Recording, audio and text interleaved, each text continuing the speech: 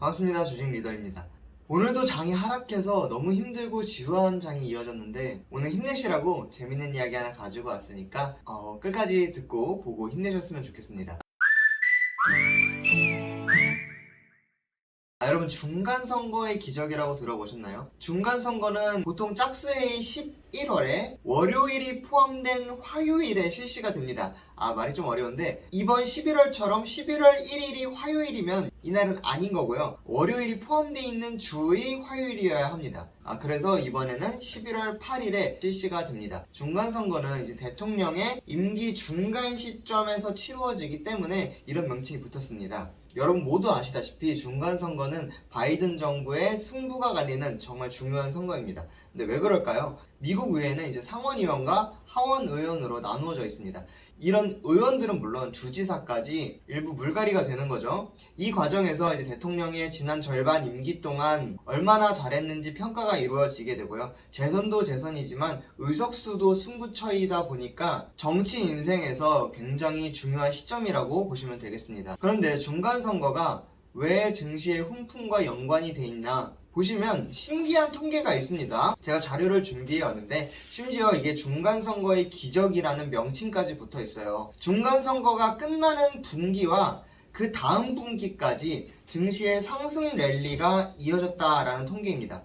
실제로 1980년 이래로 중간선거가 10번 있었는데요. 1994년과 2018년을 제외하면 10번 중 2번을 빼고는 모두 상승을 했습니다.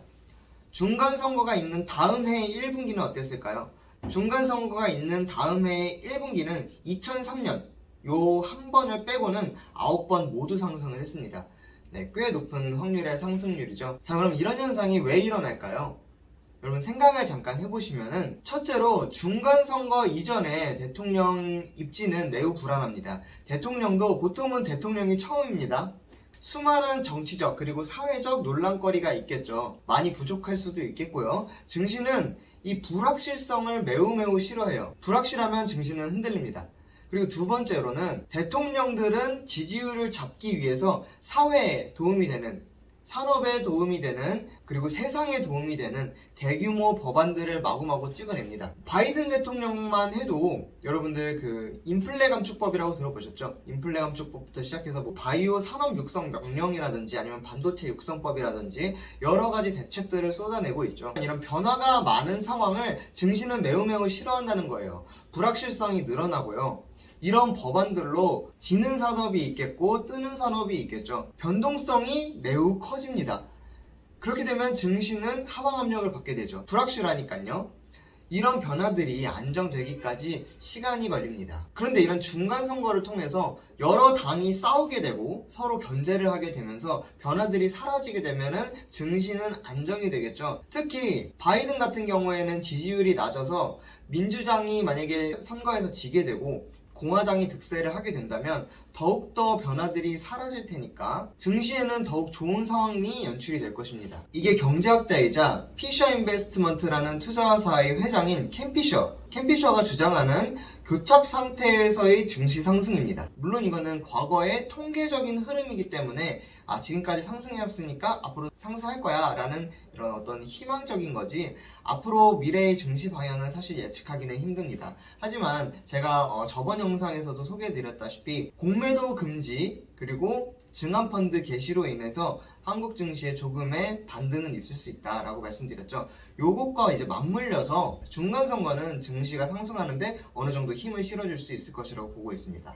그리고 지금의 주가와 지수는 개인들이 지금까지 빚으로 쌓아 올린 주가 거품도 어느 정도 많이 걷어진 상태이고요. 기업의 주가 밸류에이션도 계산해내기 매우 투명한 상태라고 저는 생각해요. 그래서 10월 중순 그리고 그 이후부터는 대세 상승까지는 아니더라도 조금이나마 반등하는 장 그리고 추가 하락은 어느 정도 제한이 된 장이 오지 않을까 예상을 하고 있습니다. 그러니까 여러분들도 조금만 더 참고 힘내시고요. 그리고 중간선거와 관련해서 바이든이 어떤 정책들이 이슈였고 또 어떤 수혜주들이 있는지 궁금하시거나 아니면 중간선거 이후에 어떤 섹터들이 주목을 받을지 궁금하실 텐데 제가 계속 체크하고 좋은 종목이 있다 하면은 뭐 카톡방이든지 유튜브로든지 제가 업로드를 꾸준하게 해드릴 테니까 여러분들도 꾸준하게 공부를 해주셨으면 좋겠습니다. 꾸준하게 챙겨봐 주시고요. 오늘 준비한 내용은 여기까지입니다. 영상 시청해주셔서 감사하고요. 구독과 좋아요 눌러주시면 더욱 감사하겠습니다. 감사합니다.